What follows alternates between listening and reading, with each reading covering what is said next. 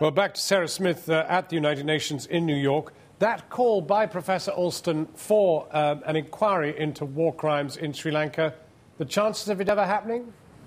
Well, the problem is, who is going to coerce the Sri Lankan government into agreeing to an inquiry? There's no sign around here that the UN Secretary-General intends to imply particularly heavy pressure.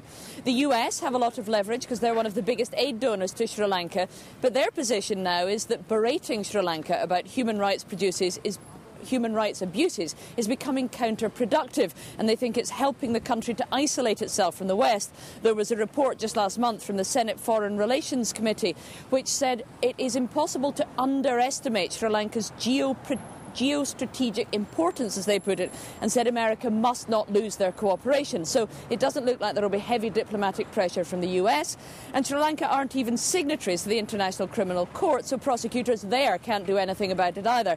It looks very difficult to see who it is that can apply the pressure that would be needed to persuade the Sri Lankan government to cooperate. Sarah Smith in New York. We did contact the Sri Lankan High Commission here to ask for an interview. They gave us this statement instead. The government of Sri Lanka considers that Professor Philip Alston has acted violating all stipulated UN procedures, norms of justice and equity in issuing his public statement on the video footage. The views expressed by the experts commissioned by Professor Alston are quite ambiguous. There are no firm indications that video footage is authentic. And if you want to see the original report on that story, plus full analysis on our World blog, then you can go to our website at the usual address.